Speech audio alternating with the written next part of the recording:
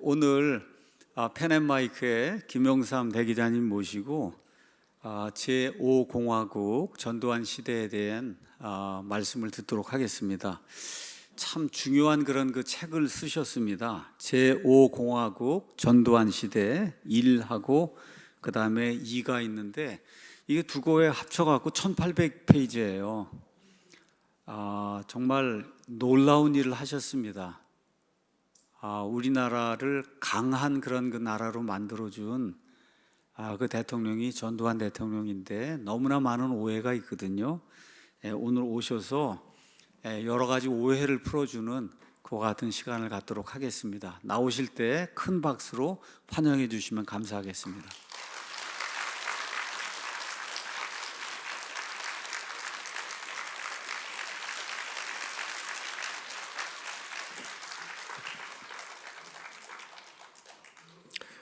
여러분 반갑습니다.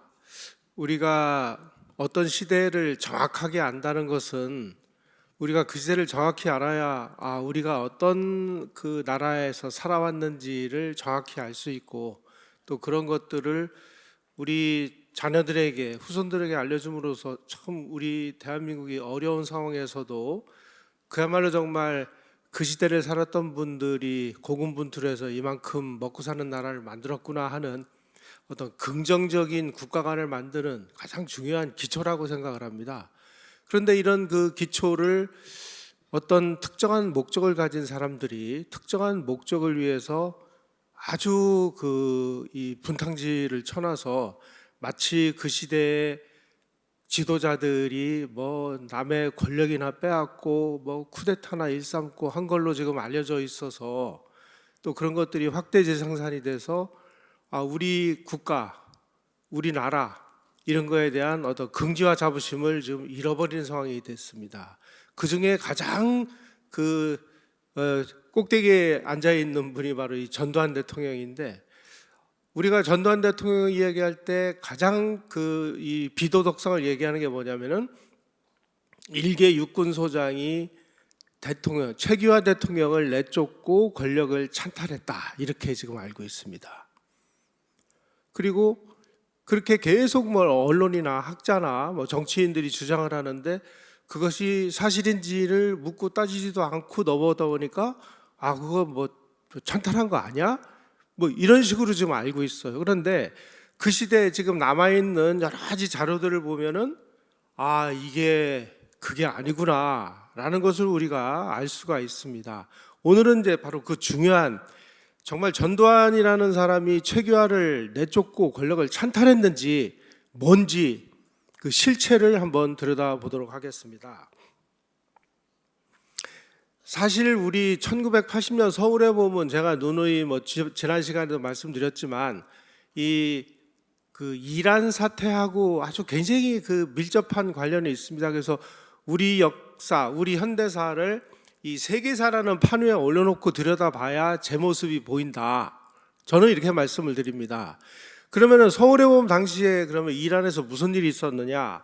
바로 이 카터 행정부가 도덕과 인권을 앞세운 외교를 펼치는데 전 세계에다가 인권을 신장하기 위해서 노력하겠다라고 이야기를 하면서 실제로 인권이 말살되고 있는 공산주의 지역에다가는 입도 뻥끗도 못하고 자기네 동맹국이라고 하는 이란, 그 당시 이란은 아주 중요한 미국의 맹방이었습니다. 한국 이런 데다가만 압력을 넣었어요.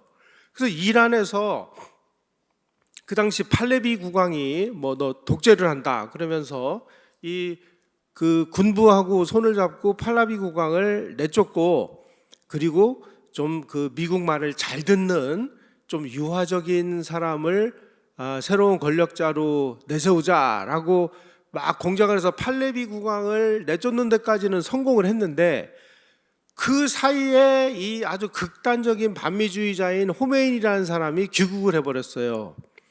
그래가지고 국민의 열망이 호메인이 사람에게 쏠리니까 군부가 미국 쪽으로 말을 들은 게 아니라 이 호메인이 쪽에 가서 붙는 바람에 회계혁명이 일어났습니다.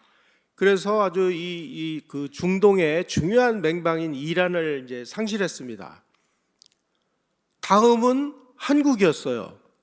그래서 이제 79년 10월에 박 대통령이 시해되고, 그리고 난 다음에 이제 미국이 한국의 상황을 가만히 예의주시하니까 그때 이제 이란 사태로 인해서 제2차 석유 위기가 발생을 했습니다. 박정희 대통령이 정말 피 땀 흘려서 만들어 놓은 중화학공업이 한국에서 지금 엉망진창이 돼서, 자칫 잘못하면 한국이 이제 이 부도가 나서 중화학공업이 전부 깡통이 될 이런 상황에 처하니까, 그 당시에 국민들은 야, 민주화도 좋지만 좀 경제부터 살려놓고 봐야 되는 거 아니냐라는 그런 굉장히 현실적인 판단하고 있다는 사실을 알게 됐습니다. 그런데 미국의 정보기관이 가만히 들여다보니까, 아니 지금 이대로 가면 김영삼이나 김대중 둘 중에 한 사람이 대통령이 될 텐데, 이 사람들이 대통령이 되면은 그 배후에 있는 이 급진, 그 당시는 이제 좌파 세력이라는 용어를 잘 안 썼고 급진 제야 세력이다 이렇게 썼는데, 이 제야 세력한테 이게 휘둘려서 이거 완전히 그 미국 보고서에 나오는 용어를 그대로 쓰겠습니다. 탈미 연공 정부가 들어설 가능성이 대단히 높다. 그러니까 미국에서 이탈을 한다. 그 다음에 연공, 공산주의하고 굉장히 유화적인 정부가 들어설 가능성이 높다. 그 당시 미국 정보기관이 분석한 게 맞았어요? 틀렸어요? 정확하게 맞았죠. 그러니까 1980년에 한국에서마저 탈미 연공 정권이 들어서면은 미국이 동북아 지역에서도 심각한 위기에 처할 우려가 있다. 야, 이러면은 미국의 세계 전략은 어떻게 되는 거냐? 이런 굉장히 좀 우려스러운 상황이 닥쳤습니다. 자, 그러면 김영삼, 김대중이라는 사람에 대한 희망을 적고 보면 그 다음에는 대한민국은 누가 책임져야 되나? 이런 상황에 처한 거예요. 그러면은 최규하 대통령이 제대로 중심을 잡아줬으면 좋은데, 최규하 대통령은 어떠한 책임도 안 지는, 어떠한 결정도 못하는 이런 외교관 출신이라는 거예요. 여러분들, 이 외교관이라는 거는 어떤 특성이 있냐면요, 이 초년병 시에서부터 본국 정부의 훈령에 의해서 움직이는 사람들입니다. 본국 정부의 훈령이 있으면 훈령에 따라서 움직이는데, 최규하 대통령은 누군가 훈령을 내려줄 사람이 없잖아요. 자기가 평생을 훈령에서 움직였는데 훈령을 내려주는 사람이 없으니까 아무것도 못하는 거예요. 보다 못해서 그 당시 이제 이 군부에서 1980년 5월 31일 날 국보위라는 것을 만듭니다. 국가보위 비상대책위원회. 이거를 이제 정치학자들은 뭐라고 해석을 하느냐? 야, 이게 말이야, 이 신군부가 이 정권을 찬탈하기 위해서 만든 혁명위원회다, 이렇게 이야기를 하고 있습니다. 이 국보위가 정확하게 5달 동안 존속을 했고, 그 다음에 국가보위 입법회의라는 것으로 이름을 바꿨는데, 어쨌든지 간에 그러면은 학자들이 이게 정권 찬탈 기구야 라고 이야기한 이 국보위를 왜 만들었을까? 국보위를 왜 만들었느냐? 한마디로 말씀드리면은 대통령도 안 움직여. 대통령이 안 움직이니까 이 행정부가 움직이겠어요?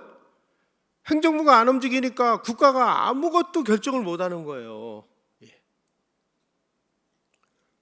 신군부가 이 국보위를 출범시킨 이유는 뭐냐면은, 어떻게든지 이 전두환 대통령을 보좌를 해서라도 이 최규하 대통령이 빨리빨리 그 의사결정을 해서 이 국가가 정상적으로 기능할 수 있도록 뭐라도 한번 해보자라는 차원에서 만든 게 국보위라는 거예요. 우리가 이 국보위 비슷한 이 조직이 언제 만들어졌냐면 1961년에 박정희 장군이 5.16을 일으킨 다음에 국가재건 최고회의라는 걸 만들었습니다. 국가재건 최고회의라는 걸 만들어서 3년 동안을 국가재건 최고회의가 활동을 했는데, 그 학자들이 그 3년 동안 국가재건 최고회가 한 일이 뭔지를 쫙 그 연구를 해보니까 그 이전까지만 해도 대한민국이 농업사회였잖아요. 농업으로 먹고 사는 사회인데 이제 산업사회로 공업화를 해야 되겠다. 그런데 이 농업화의 모든 이 헌법 법률을 비롯해서 사회 제도 이런 것들이 농업사회에 맞춰져 있는데 이게 산업사회로 가려면은 헌법도 바꿔야 돼, 법률도 바꿔야 돼, 사회 시스템도 바꿔야 돼. 아주 복잡한 일들이 많습니다. 그런데 이 모든 것들이 다 이해관계에 얽혀가지고 이거는 정상적으로는 못 바꾸는 거예요. 그럼 어떻게 해요? 5.16 일어났을 때 이 혁명적인 방법에 의해서 지금까지의 모든 기득권을 다 중단시켜버리고 산업사회에 필요한 새로운 시스템을 만들어내는 그 기구가 국가재건 최고회의였다. 다시 말씀드리면 이 1980년에 국보위가 한 일을 국보위 백서라는 책이 있는데 거기서 그 한 일들을 쭉 정리해 놓은 거를 들여다보면 그 당시에 박정희 대통령이 산업사회를 만들기 위해서 쭉 오다가 이제는 새로운 사회로 이게 바뀌어야 되는 이 전환기였습니다. 소위 말하는 정보화 사회로 우리가 이행을 해야 되는데 모든 헌법, 법률, 사회 제도, 시스템이 다 이 산업사회에 맞춰 있는 거예요. 이걸 5개월에 걸쳐가지고 다 두들겨 부숴가지고 정보화 사회에 맞는 헌법과 법률과 사회 시스템을 만드는 그 기구가 국보위라는 거였다. 그래서 이 국보위라는 것이 만들어짐으로 인해서 나중에 5공화국이 출범한 다음에는 굉장히 빠른 속도로 이 대한민국의 이 제도가 혁명적으로 바뀝니다. 바로 그러한 것을 한 기구가 국보위였다. 그래서 이 신군부가 국보위를 발족시킨 진짜 이유를 주한미국 대사였던 글라스틴이라는 분이 본국 정부에다가 이 비밀 보고를 합니다. 그때 최규하 대통령이라는 분이 지금 이런 분입니다. 그러니 지금 이대로는 안 되겠습니다. 라는 뉘앙스를 풍기는 이 내용이 비밀 해제가 됐는데 이 내용을 제가 말씀을 드릴게요. 최규하는 대통령 권한을 결단을 내리거나 변화를 이끌어내는데 사용하지 않았다. 그는 결정을 내리는데 지나치게 신중하여 시간을 너무 끌어 실기하곤 했다. 11.6 사태 이후에 사회가 폭발지경에 이르렀음에도 서울에서는 이 나라에 무엇이 일어나고 있는지, 어디로 가고 있는지, 그리고 왜 이렇게 주저하고 있는지 알 수 없다. 참으로 이상하고 혼란스럽다는 불평이 공공연하게 나돌고 있다. 이 나라를 이대로 놔두면 이게 무슨 이게 나라냐? 아무것도 못한다. 그럼 아무것도 못하면 어떻게 해요? 뭐라도 하도록 뭘 만들어야 될 거 아니에요? 뭐라도 하도록 뭔가 자극을 줘야 될 거 아니에요? 그래서 만든 게 국보위다. 그 당시 이 주한미국 대사관이나 미국 정보기관이 보기에 지금 이 최규하 정부는 저거 아무 결정도 안 하고 조금 있으면 물러갈 사람이니까 우리 그냥 바짝 엎드려 있자. 이걸 이제 이 행정부의 복지부동이라고 하죠. 이 와중에 비상계엄이 전국으로 확대되면서 군이 이제 행정까지를 하지 않으면 안 되는 상황이 됐습니다. 이 상황에서 군이 뭔가 최규하 대통령을 우리가 적극적으로 보좌를 해서라도 뭔가 일을 하도록 만들자. 대통령에게 자문 보좌를 해서라도 국가 기능을 정상적으로 작동하도록 하기 위한 고육지책이 국보위였다. 어느 정도로 이 최규하 대통령이 안 움직였는지 이런 거를 들여다봐야 이게 이 국가를 망하지 않게 하기 위해서는 정말 무슨 비상한 방법을 할 수밖에 없었구나. 그게 바로 신군부가 조직한 국가보위 비상대책위원회구나. 이렇게 아마 이해를 하실 수 있을 거예요. 그 당시에 만약에 이 국보위라는 게 존재하지 않았다면 과연 이 나라가 그 엄습한 이 그 석유 위기를 통한 이 경제가 좀 무너져 내고 있는 것을 과연 제대로 그 슬기롭게 우리가 극복하고 넘어갈 수 있었을까요? 근데 이런 거에 대한 아주 좀 냉철한 그 이 판단을 이 정치학자들이나 이런 뭐 언론이나 이런 사람들은 그냥 전두환이가 뭐 정권을 찬탈하기 위해서 이 짓을 했다라고만 지금 뒤집어 씌우고 있는데, 이제는 우리가 우리 역사를 좀 정확하게 알아야 됩니다. 어떻게 해서라도 좀 정상적인 국가 운영을 위해서 만들어낸 그런 비상기구였다라는 점을 우리가 잘 이해를 해야 될 것 같습니다. 그래서 이제 국보위는 만들어지자마자 정말 정신없는 일들을 많이 했습니다. 특히 이 국보위는 제일 책임자들은 전부 뭐 그 당시는 그 비상계엄 하이기 때문에 장군들을 임명했습니다마는 실무를 하는 이 실무 간사들은 전부 각 행정부처의 뭐 기획관리실장이라든지 차관이라든지 이런 사람들이 실무를 맡았습니다. 그래가지고 그동안에 정말 이 국가를 위해서 반드시 이 만들어야 될 법률이 있는데, 이 법률이 이런 그 이해관계라든지 뭐 정치인들의 반대라든지 이런 걸로 인해서 만들지 못했던 이 국가 수건 사업들, 이런 걸 전부 가지고 온 거예요. 그래서 이런 어떤 그 혁명적인 상황을 이용해서 이해관계에 얽매이지 않고 정치인들의 이 반대를 그 차단해 가면서 거의 모두 이 시기에 다 국가에 필요한 시스템을 만들어내는데 성공했다. 그게 뭐 때문이냐? 국보위 때문입니다. 지금 우리 언론이나 보도를 보십시오. 지금 국가에 반드시 필요한 이 법률이라든지 이런 게 이 정치인들의 어떤 특정한 목적에 의해서 만들어지지 않아 가지고 국민 생활에 심각한 문제를 발생하고 있는 일들이 지금 비일비재하게 만들어지고 있지 않습니까? 국회에서 만든다는 법률은 어떤 국민들을 위한 게 아니라 전부 특정한 어떤 목적을 위해서만 만드는 이런 일이 벌어지다 보니까 대한민국이 지금 망조가 드는 건데, 이때만 해도 이 군인들이 정치인들 이런 사람들이 이런 쪽에다가 반대를 하지 못하도록 아예 펜스를 쳐놓고, 자 지금 행정부 국가를 위해서 좀 해야 될, 국가를 위해서 필요한 모든 작업들 이때 다 한 겁니다. 1980년에 5공화국이 들어섰을 때 우리가 고속 성장을 할 수 있는 모든 작업이 국보위 시절에 다 이루어졌다라는 사실을 이제는 우리 정말 정정당당하게 이야기를 해야 됩니다. 왜? 이게 역사적인 사실이기 때문입니다. 물론 국보위가 5개월밖에 존속하지 않았기 때문에 뭐 너무나 짧은 기간 내에 많은 일을 하다 보니까 조금 뭐 좀 무리한 일도 있었습니다. 특히 이제 이 욕을 많이 얻어먹는 그 정책 중에 하나가 뭐냐면 삼천교육대인데, 삼천교육대는 전국에 그냥 뭐 깡패, 불량배 이런 사람들 전부 잡아다가 군부대에다가 집어넣어 가지고 막 육체적인 고통을 가하는 이런 일을 했습니다. 그 과정에서 뭐 사람들이 좀 죽은 경우도 있고 그래요. 그런데 지금 정치인들은 막 삼천교육대 막 비판하고, 야 이게 전두환 독재의 표본이야라고 얘기하는데, 그 시절을 살았던 국민들 입장에서 보면은 다 박수쳤습니다.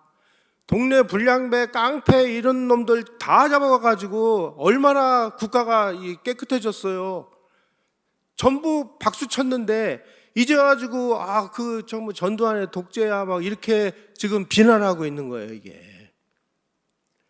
제가 삼천교육대 실제로 만드는 아이디어를 낸 화화평 씨를 인터뷰해서, 그때 왜 이 사람들 이렇게 고통을 주고 그랬습니까? 그랬더니 이 깡패 불량배들은요 뭐 법률 이런 거 무서워하지 않는데요, 감옥 가는 거 무서워하지 않는데요, 감옥 한 번 더 갔다 와서 전과 하나 늘어나는 걸 자기네들은 별달았다고 생각한대요.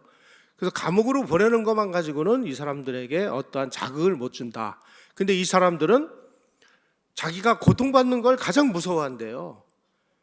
그래서 고통받게 하느라고 이런 일을 만들었다. 이 얘기를 제가 직접 들었습니다.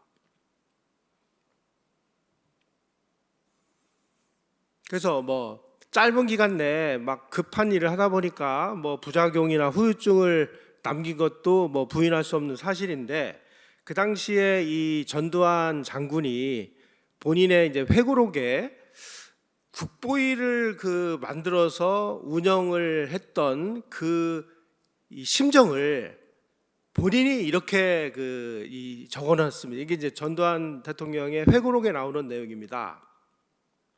내가 왜 국보위를 만들었나 하는 것을 여기다 이렇게 써놨습니다. 18년간 지속된 박 대통령 시대가 막을 내렸고 뜯어고칠 수밖에 없었던 유신 체제가 무너진 만큼 새로운 체제로 새살림을 해나가야 하는 시점에 와 있다는 점을 의식하지 않을 수 없었다. 잘라내야 할 것은 과감히 도려내고 버려야 할 것은 주저없이 쓸어버리자, 그렇게 생각을 했다. 다시 말씀드리면 이제 농업사회, 산업사회 시스템에 맞게 맞춰져 있던 것들을 미래사회인 정보화 사회로 가는데 필요한 헌법과 법률과 제도를 만들기 위해서 과감히 버릴 것은 버리고 폐기할 건 폐기했다, 이런 뜻입니다. 최 대통령의 과도적 위기관리 정부가 소임을 다한 뒤에 어떤 정부가 들어설지 모르지만 근데 자기가 대통령이 됐죠. 걸리적거리는 것이 없이 심기일전에서 나라를 이끌어갈 수 있게끔 정비를 해두려고 노력을 했다. 이게 그 당시 이 전두환 장군이 국보위에 출범을 하면서 본인의 심정이었다는 거예요.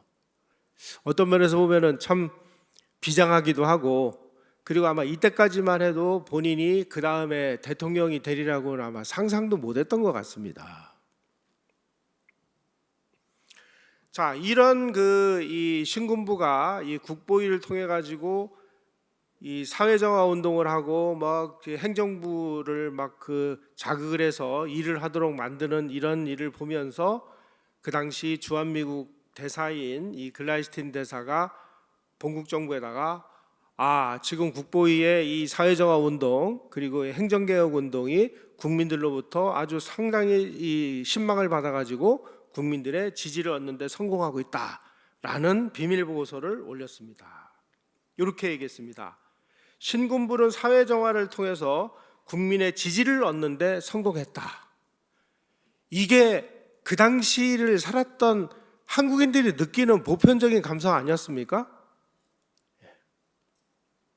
그래서 간신히 이 국보위 활동을 통해 가지고 사회가 안정을 회복을 하고, 그러다 보니까 이제 최규하 대통령 가지고는 도저히 더 이상 이 나라를 끌어가는 거는 이거는 한계가 있구나 하는 걸 아마 미국이 느꼈던 것 같아요. 바로 요 무렵에 정말 중요하면서도 의미심장한 일이 일어납니다. 1980년 6월 21일입니다. 6월 21일 날 그 당시 미 국무부 차관이면은 이 미국의 외교 전략을 담당하는, 우리로 치면 이제 외교부 차관입니다. 이분이 주한미국 대사관에다가 비밀 전문을 보내는데, 이 비밀 전문이 뭐냐면 전두환 장군이 행정부 장악에 성공을 했고 군부가 현재 취하고 있는 조치에 대해 단합되어 있다고 우리는 결론을 내린다. 우리는 군사정권을 합법적 정부로 전환시키며 군부의 정치 행정 개입을 줄이고 분별력 있는 경제정책을 실행하고 정치 반대 세력을 다루는 데 자제하도록 미국의 영향력을 행사해야 한다고 결정을 했다. 자, 뭘 결정을 했느냐? 전두환 정권을 합법적인 정부로 전환시키기로 결정을 했다. 이건 무슨 얘기예요? 최규하 대통령을 교체를 하는 결정을 했다는 얘기 아니에요? 6월 21일 날 최규하 대통령이 그로부터 2달 후에 하야 성명을 발표하고 하야를 합니다. 미국의 정책이 바뀐 거예요. 최규하 대통령 가지고는 더 이상 안 되겠구나. 그러면은 김영삼 씨도 아니야, 김대중 씨도 아니야, 체계화도 아니야. 그러면 이 나라를 어떻게 누가 책임질 거야? 우리가 보기에는 저 뭐 국보위 활동을 해가지고 사회정화하고 행정개혁을 열심히 도와주는 신군부를 우리가 지지할 수밖에 없다. 이 미국의 정책이 최계 대통령이 하야하고 전두환 정부가 출범하는 이런 쪽으로 이어졌다는 거예요, 이게. 과연 그러면은 지금 현재 이 좌파 학자들이나 정치인들이나 이런 사람들이 이런 미국의 정책이 바뀐 이런 내용들이 이미 다 비밀 해제가 돼가지고 다 밝혀져 있는데 이거 모를까요? 모르면 바보 아니에요? 알면서도 좀 특정한 목적에 의해서 이 전두환 사람을 완전히 쓰레기로 만들지 않으면 자기네들의 이 뭔가 그 정권이 정당성을 얻지 못하니까 끝없이 전두환을 그냥 역사의 무덤으로 집어넣기 위해서 그 시대의 역사를 전부 날조를 하는 겁니다. 이게. 이 비밀 전문에 근거하면 미국 정부는 6월 하순에 최규하 대통령의 교체를 결정한 겁니다. 그리고 전두환 정권을 합법적인 정부로 인정하기로 이미 미국의 정책을 결정한 겁니다. 이 결정을 주한미국 대사관에다가 통보한 지 2달 정도 후에 최규하 대통령이 하야를 했어요. 우리가 이런 엄연한 역사적 사실을 알고 그 시대에 일어났던 일들을 들여다보면 이게 전두환 정부라는 게 이런 과정을 통해서 만들어졌구나. 이게 뭐 어떤 특정 세력이 최규하 대통령을 막 물리력을 동원해서 내쫓고 권력을 찬탈했구나. 이런 얘기는 이제는 좀 우리가 냉정하게 이제는 자제해야 될 때가 온 거 아닌가 하는 생각이 듭니다. 그래서 이제부터 우리가 알아야 될 내용은 뭐냐면 최규하 대통령의 하야하고 이 크리스토퍼 미 국무부 차관의 비밀 전문하고 무슨 관계가 있느냐. 우리가 연구를 한다면 이런 거를 정말 더 깊이 연구를 해야 되지 않겠어요? 그 당시 미국 정부가 오죽했으면 정말 이런 그 정책까지 했을까라고 말이죠. 학자들이 여기까지는 인정을 합니다. 아무리 뭐 독재 정권이 강하더라도, 아무리 강압적인 독재 체제여도 이 국민들을 폭력이라든지 강압만으로는 절대 다스릴 수가 없다. 그 당시에 이 시민들은 전부 원했던 건 뭐냐면은 빨리 우리가 뭐 민주화를 해가지고 우리가 우리가 원하는 대통령을 우리 손으로 뽑자. 이게 급한 게 아니라 지금 당장 경제가 무너져가지고 모든 사람들이 지금 자칫 잘못하면 이제 새끼 밥도 못 먹는 시대로 돌아갈 우려가 있으니 정말 분별력 있는 누군가가 나타나서 빨리 이 경제 위기를 슬기롭게 극복을 해가지고 정상적인 나라로 돌아가기를 바랬지 급진적인 민주화를 원한 것은 아니었다. 박 대통령의 돌연한 퇴장 이후에 절대 다수의 이 시민이 원한 것은 급격한 민주화가 아니라 경제였다. 경제 회생이었다.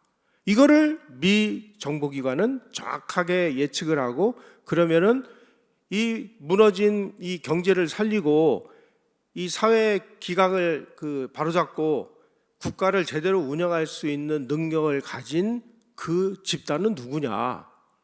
그걸 신군부로 파악을 한 거죠. 그래서 그 당시에 5공화국 정부의 출범은 어떤 면에서 보면은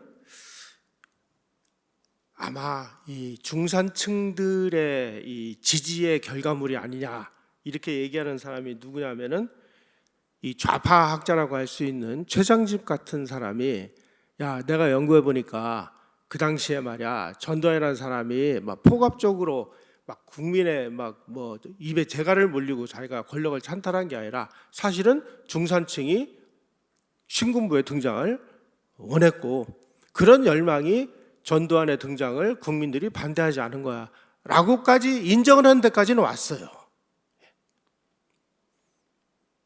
손호철 교수 같은 사람 신군부 집권은 중산층 지지에 의한 쿠데타에 가깝다.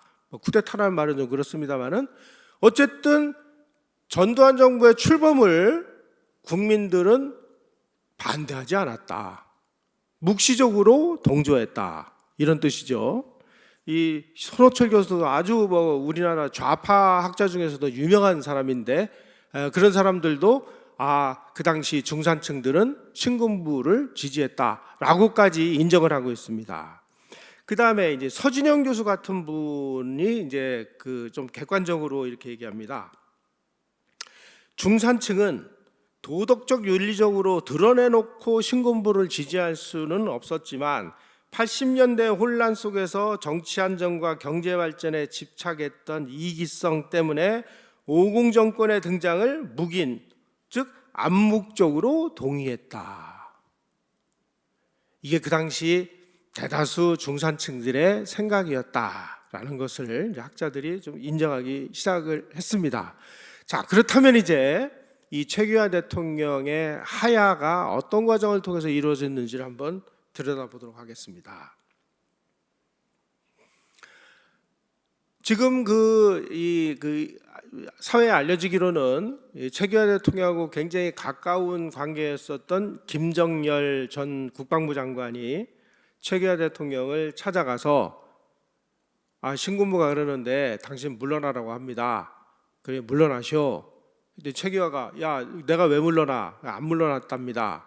그래서 한 번 더 보내가지고 2번이나 가서 협박을 해가지고 최규하를 하야시키게 만들었다. 이렇게 지금 알려져 있습니다. 그래서 최규하가 신군부의 강압에 못 이겨서 사퇴한 것으로 알려져 있습니다. 그런데 여기서 우리가 그 시대를 조망하는 중요한 몇 가지 단서들이 있습니다. 1980년 그 봄에 최규하 대통령이 그 청와대 본관 건물, 지금 이 사진에 나오는 이 건물은 김영삼 정부가 역사 바로 세운다고 하면서 다 이제 폭파 철거시켜 버렸는데, 저게 그 이승만 대통령실에서부터 이 대통령 가족들이 생활하는 관저 겸 집무실입니다. 그런데 이게 일제시대 때 총독들이 살던 집이기 때문에요, 그 안에 내부가 다다미로 돼 있어요. 근데 이승만 박정희 대통령은 그 다다미 방을 고치려면은 그 돈 든다고 우리가 좀 불편을 참으면 되지 저런 일에다가 어떻게 돈을 쓰느냐, 그래가지고 그냥 다다미를 썼대요. 그런데 이 최규하 대통령이 자기는 헌법을 새로 고치면 나가겠다고 과도 정부를 선언한 사람이 느닷없이 이 청와대에 대통령 가족이 거주하는 공간을 대대적으로 수리하기 시작을 했습니다. 특히 그 다다미가 깔려 있던 것들을 전부 걷어내고 온돌로 바꿨어요. 아니, 조금 있으면 그만두고 나간다고 하는 사람이 청와대 가족들이 거주하는 공간을 왜 고쳤을까요? 여러 관계자들의 상황을 종합을 하면 최규하 대통령은 물러날 생각이 없었어요. 자기가 대통령을 하고 싶었어요. 그런데 자기가 외교 안보는 어떻게 좀 해보겠는데, 내치는 자기가 자신이 없으니까 신현학 씨를 내치의 파트너로 해서 이원집정부제 개헌을 구상했습니다. 그래서 신현학 씨를 이제 내치를 하고 자기가 대통령이 돼서 외교 안보를 하기로, 그래서 이원집정부제 대통령제가 아니라 이원집정부제로 개헌을 하려고 보니까 신원학 총리는 대통령제를 강하게 주장을 하거든요. 그러니까 TK 신당설 이런 걸 만들어 가지고 최규하가 정적 비슷하게 이제 신원학 씨가 막 뜨니까 아이쿠 이거 안 되겠구나. 신원학 씨 내쫓고 신군부하고 손을 잡아서 신군부가 나를 도와주면은 이원집정부를 할 수 있겠구나라고 최규하 대통령이 욕심을 낸 거예요. 그러기 위해서 자기가 계속 집권한다는 전제 구조 하에 청와대에 이 관저를 수리를 한 겁니다. 그런데 이렇게 돌아가니까 이러면은 김영삼, 김대중 씨가 우리가 대통령이 돼야 되는데 이게 뭐야? 이 사람들 이거 이상한 꿍꿍이 하고 있네라는 걸 눈치채고 거리로 대학생들을 막 몰아내가지고 시위를 부추긴 게 누구냐? 그게 김대중, 김영삼 씨예요. 그래서 서울의 봄이 개판이 난 겁니다. 그러다가 무슨 일이 일어났어요? 아, 이거 이대로는 안 되겠습니다. 그래가지고 뭐 5.17이 뭐냐면은 비상계엄을 전국으로 확대를 해서 군이 통치에 전면에 나서고, 그리고 주요 정치인을 체포 혹은 정치 활동을 금지시키는 거였습니다. 최규하 대통령이 거기에 사인을 하니까 그에 의해서 5월 17일 날 저녁에 김대중 씨를 체포를 했고, 김대중을 체포하니까 광주에서 학생들이 공수부대하고 꽝 부딪혀가지고 광주 사태가 터졌고, 광주 사태에서 그 지휘를 잘못한 사람들 때문에 아주 이 시위가 뭐 걷잡을 수 없이 커져가지고 국가가 엉망진창이 됐고, 그 상황에서 최규하 대통령은 완전히 이제 지도력을 상실을 했고, 미국 정부는 야, 이거 안 되겠구나, 최규하 대통령 가지고는 도저히 안 되겠다. 그러면은 김영삼도 안 되고 김대중도 안 되고 최규하도 안 되면 뭐냐? 이 나라를 이끌어갈 수 있는 거는 신군부밖에 없다. 정책을 이미 바꿨고, 그러면 최규하 대통령이 할 수 있는 일 뭐예요? 본인이 하야를 하는 길 외에는 무슨 방법이 있겠습니까? 그게 8월 16일 최규하 대통령의 하야인데, 우리는 지금까지 서울의 봄, 뭐 1980년 이런 거를 다 사람들이 이야기하면서 최규하 대통령이 이렇게 노골적으로 자기가 권력을 차지하기 위해서 이원 집정부제를 뭐 억지로 만들려고 했던 이런 내용들은 또 싹 지워버렸어요. 마치 이 사람이 전두환에 의해서 권력을 찬탈하고 쫓겨난 것처럼 희생자를 만들어내야만 전두환이가 악당이 되는 거잖아요. 그래서 전두환을 악당으로 만들기 위해서 최규하가 이런 이상한 짓을 벌인 거는 다 또 역사에 묻어버렸습니다. 그러다 보니까 이제 전두환이 그 악마가 되는 수밖에 없는 이런 상황이 만들어진 거죠, 이게.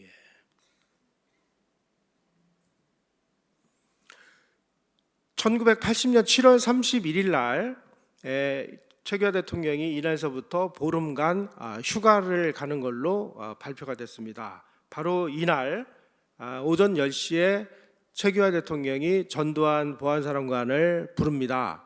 그래가지고 이제 전두환 그 보안사령관이 청와대로 가서 이제 휴가를 떠나는 최규하 대통령하고 두 분이 대화를 나누는 내용이 전두환 대통령의 회고록에 나와 있습니다.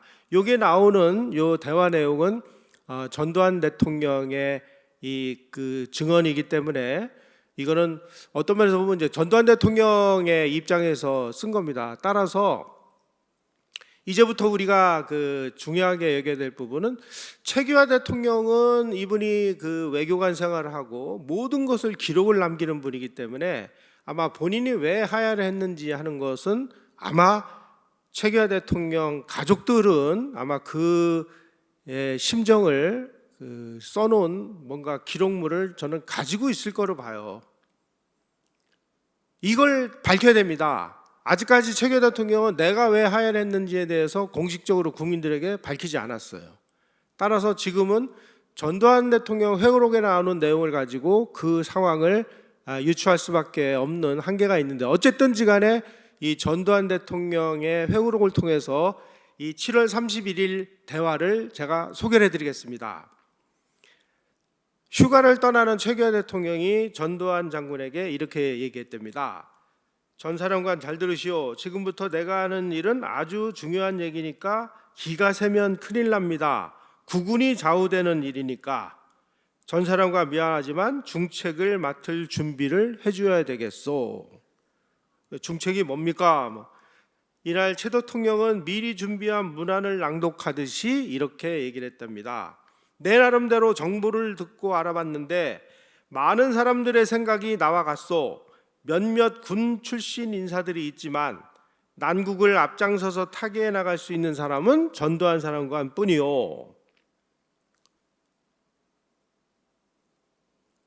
그러니 당신이 대통령을 맡으시오. 이렇게 얘기를 했다는 거예요. 북한과 대치하고 있는 우리 안보 상황에서는 군을 잘하는 사람이 대통령을 맡는 것이 필요하다. 이 난세를 극복해 나갈 사람은 전두환 보안사령관 당신이 적임자다. 나는 12.6 이후 최선을 다했지만 역부족이다. 경제난국인데 사회혼란이 극에 달아서 이를 방치할 수는 없다. 그러니 당신이 국가를 맡아라. 이렇게 얘기를 했다는 거예요. 전두환 장군이 아니 저를 불신하시면은 저는 군으로 돌아가도 되고 옷을 벗어도 되니까 좀 더 유능한 사람에게 제자리를 맡기고 국정을 계속 이끄셔야 됩니다. 저는 군인인데 제가 어떻게 국정을 이끌겠습니까? 하고 정색을 하고 얘기를 했더니 최규하 대통령이 대통령을 하고 싶어하는 사람은 참 많아요. 그러나 내가 볼 때 국가 위기인 이 시기에 내 후임으로는 전 사령관이 적임자인 것 같소.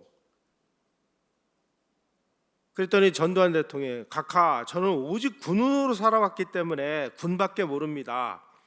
군 이외에는 정치고 경제고 외교도 저는 전혀 모릅니다. 그랬더니 최규하 대통령이 나는 군마저도 모르고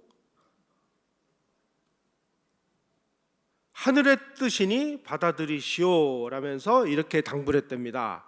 이것은 대통령으로서의 내 판단이고 내 선택인 만큼 사양하지 말고 내가 권유한 대로 해주면 이 나라가 위기와 불행을 면할 수 있을 것 같소. 내가 휴가에서 돌아오면 그때 발표합시다. 최규하 대통령이 이렇게 얘기를 했답니다. 그랬더니 전두환 장군이 각하 대체 저 같은 사람의 뭘 보고 이러십니까? 그러니까 최규하 대통령이 내가 보는 게 많지 이랬대요. 그 당시에 최규하 대통령 주변에 있는 분들 제가 누구라고 얘기를 하지 말아달라니까 말씀 못 드리겠는데 최규하 대통령이 군 출신들 현재 군에 있는 사람들 몇 사람을 놓고 오랜 기간 고민하고 또 고민했답니다. 그 중에 전두환밖에 없다라고 결정을 했다는 거예요. 그리고 7월 31일 날 이렇게 전두환 장군에게 이야기를 한 겁니다. 그런데 이제 최규하 대통령이 전두환 장군에게 이 얘기를 하기 전날, 그러니까 7월 30일 날 저녁 6시부터 밤 11시 15분까지 최규하 대통령이 김정열 전 국방부 장관을 청와대로 불러가지고 무려 5시간 15분간 두 분이 대화를 나눈 것은 청와대의 이 면담 일지에 기록이 되어 있습니다. 두 분은 이승만 정부서부터 굉장히 가깝게 지냈던 분이에요. 김정열 씨하고 면담을 한 지 12시간 후에 전두환 장군을 불러서 당신이 대통령을 맡아라 이렇게 얘기를 했습니다. 그래서 이제 김정열이 혹시 요때 최규하 대통령을 협박한 거 아니냐 이렇게 이제 알려졌는데 이 정말 베테랑 외교관 출신인 최규하 대통령은 돌다리를 두들겨 보고 다른 사람이 건너는 걸 보고 야 이게 안전한 다리구나 라는 것을 알고도 건너가지 못하는 사람, 이런 사람이 대통령이라고 하는 이 자리를 어떻게 김정열 씨하고 대화를 하는지 12시간 만에 그렇게 구군이 걸린 일을 12시간 만에 결정을 할 수 있었을까요? 그 다음에 김정열 씨가 만약에 이날 최규하 대통령을 협박을 하는 자리였다면은 아마 김정열 씨가 좀 만납시다. 최규하 대통령에게 면담을 요청해서 만나야 됩니다. 근데 이날 청와대 일지에 의하면은 최규하 대통령이 김정열 씨를 초청을 한 걸로 돼 있어요. 그러니까 이건 앞뒤가 안 맞는 얘기예요. 그래서 이걸 유추해석을 해보면은 최규하 대통령이 자신의 하야를 결정을 하고 김정열 씨를 불러서 내가 이런 결심을 했으니 하고 상의를 한 거 아니냐 이렇게 우리가 유추를 할 수가 있습니다. 자, 그렇다면 최규하 대통령은 왜 본인이 하야를 했을까? 지금까지는 이런 부분에 대해서 아무도 주목을 안 했습니다. 단지 전두환이라는 사람에 의해서 쫓겨났다라는 이 피해자 코스프레를 위해서 최규하 대통령의 그날 그 행위라든지 최규하 대통령의 하야 성명이라든지 이런 건 의도적으로 주목하지도 않았어요. 그런데 최규하 대통령이 8월 16일 날 하야를 하는 하야 성명을 우리가 잘 들여다봐야 됩니다. 이렇게 돼 있습니다. 내가 하야를 하는 이유가 뭐냐? 8월 16일 날 하야 성명에 이렇게 돼 있습니다. 국정의 최고 책임자로서 광주 사태로 국민 여러분에게 많은 우려를 끼치게 된 데 대한 정치 도의상의 책임을 통감한다. 광주 사태가 일어났다. 광주에서 이 시민하고 군이 충돌을 했는데 이게 교전 상태로까지 벌어져 가지고 서로 간에 막 총질을 해 가지고 뭐 200여 명에 가까운 희생자가 나는 대참사가 벌어졌다. 이거에 대해서 누군가는 책임을 져야 된다. 대통령인 내가 책임을 질 수밖에 없다. 나는 이 광주 사태에 책임을 지고 내가 물러나겠다. 그 책임을 통감하면서도 우선 국가를 보위해야 하겠다는 일념으로 5.17 조치를 취했다. 5.17 조치가 뭐예요? 비상계엄의 전국 확대를 통해서 군이 행정까지를 책임지게 하고 그 다음에 이 나라를 어지럽히는 이 정치인들을 체포 구금하는 이 서류에 내가 사인을 했다. 이런 뜻입니다. 다시 말씀드리면 최규하 대통령은 이 1980년 봄에 이 김영삼, 김대중 씨 같은 이 정치인들의 이 도가 넘은 행태를 국가적인 위기로 인식을 했고 국가 보위를 위해서 5.17 조치를 취했고 그 5.17 조치가 5.18 광주로 인해서 걷잡을 수 없이 확대되니까 이게 다 진압이 된 다음에 내가 이 책임을 통감하고 대통령을 하야하는 것으로 내가 책임을 지겠다.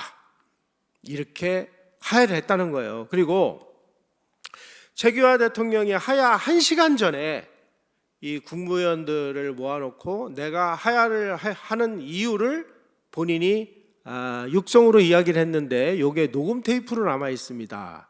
이게 대통령 기록관에만 남아 있다고 그러는데 제가 직접 들은 건 아니고 언론에 이 내용이 보도가 됐습니다. 그 내용을 제가 말씀드릴게요. 이렇게 됐습니다. 최규하 당시 대통령은 이게 뭐냐면은 하야 성명 발표하기 1시간 전에 내가 왜 하야를 그 결심을 했는지를 이 핵심 참모들에게 설명한 겁니다.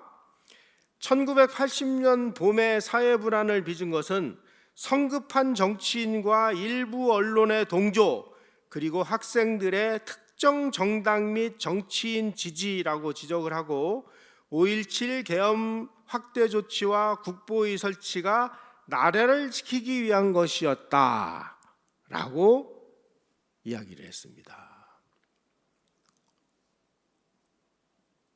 그래서 광주는 최규하 대통령의 책임을 지고 하야를 함으로 인해서 본인이 끝까지 대통령으로서의 이제 책임을 진 거죠. 안타까운 것은 최규하 대통령이 돌아가실 때까지 본인이 왜 하야를 했는지를 직접 본인이 밝히지 않았다는 것입니다. 그래서 이 전두환 대통령 회고록에 의하면은 최규하 대통령이 돌아가시기 전에 건강이 많이 안 좋으셨다고 그래요. 그래서 그때 이제 최규하 대통령에게 이 전두환 대통령이 친필로 정중하게 서한을 보냈답니다. 그 서한의 내용이 뭐냐면은 각하가 이제 돌아가시기 전에 우리 국가를 위해서 대한민국의 이 현대사를 위해서 한 가지만은 꼭 좀 밝혀 주십시오. 그 당시 1980년에 최규하 대통령의 하야가 본인의 결단에 의해서였고 전두환인 내가 압력을 넣고 폭압적인 행위를 통해서 내쫓은 게 아니라는 것을 이제는 밝힐 때가 온 것 같습니다. 이것은 역사의 중요한 일이므로 꼭 좀 밝혀주셨으면 하고 편지를 보냈는데 최규하 대통령이 그 편지를 보고 발표 이런 걸 하기까지 이 건강을 회복하지 못하고 돌아가셨어요. 그래서 이제 최규하 대통령이 왜 하야했는지를 본인의 입으로 국민들에게 정식으로 밝힌 적은 없습니다.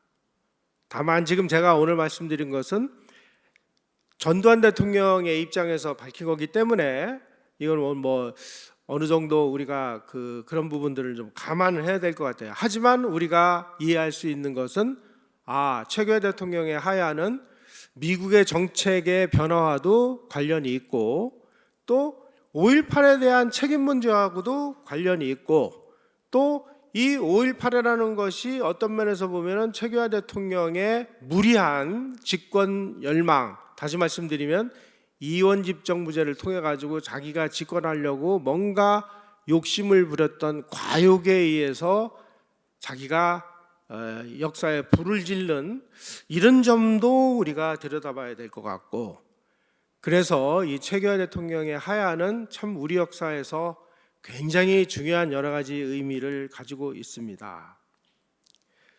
최규하 대통령이 왜 그 당시에 이원집정부제를 고집을 했을까? 이거는 아마 그 당시 이 김영삼, 김대중 씨가 국민들을 막 선동을 하고 그리고 막 그 정부를 협박을 하고 뭐 빨리 안 물러나면은 뭐 민중봉기가 일어난다 뭐 이런 식으로 막 겁박을 하고 이런 거에 대한 이 국가 최고 지도자로서의 나름대로의 어떤 정치적 판단이 아니었나 하는 생각이 들고요. 어쨌든지 간에 이 최규하 대통령이 이원집정부제 이런 욕심을 안 부리고 그 당시에 정말 자기가 이 관리자로서 빨리 헌법을 개정을 하고 개정된 헌법에 의해서 국회의원 총선을 하고 그리고 새 대통령을 뽑아가지고 만들어진 정부에다가 정부를 이양을 하는 이런 쪽으로 갔다면 늦어도 1980년 말이나 1981년 초에는 정말 그 민주정부를 구성할 수 있었을 텐데 이 1980년 봄이라는 이 수렁에서 대한민국의 이 운명을 책임졌던 대통령, 국무총리 또 정치인으로서 김영삼, 김대중, 김종필 씨 이 모든 사람이 과연 제 역할을 했느냐 라는 점을 따지면 정말 우리가 우리 역사를 냉정하게 비판적으로 볼 수밖에 없습니다. 군이 정치 개입을 한다는 건 아무 때나 이루어지는 것이 아니다라는 것이 학자들의 확고부당한 연구 결과입니다. 군이 이 정치의 전면에 나서는 것은 어떤 때 나서느냐, 이런 때 나선다는 것입니다. 지배연합이 분열되거나 무능한 정부이거나 약한 시민사회거나 정치, 사회, 경제적인 위기가 심화됐는데 이것을 이 국가 지도자들이 제대로 해결하지 못할 때 군이 등장을 한다는 것입니다. 1980년은 그야말로 정말 군의 정치 개입을 불러올 수밖에 없는 정치적이고 사회적이고 경제적인 여러 가지 요인들이 복합적으로 등장을 했던 시기였다. 이런 상황에서 군부마저 나서지 않았다면은 대한민국은 여러분들은 어떻게 됐을 거라고 생각을 하십니까? 오늘과 같은 이러한 번영된 선진사회를 이뤄낼 수 있었다고 보십니까? 정말로 전두환이 최규하라는 사람을 그 총칼로 내쫓고 그 권력을 찬탈했다고 보십니까? 정말 우리는 우리 역사를 이제는 똑바로 직시해야 될 때가 왔습니다.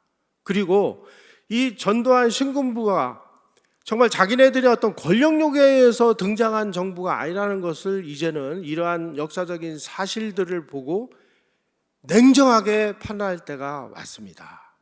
오늘 강의 이것으로 마치겠습니다. 고맙습니다.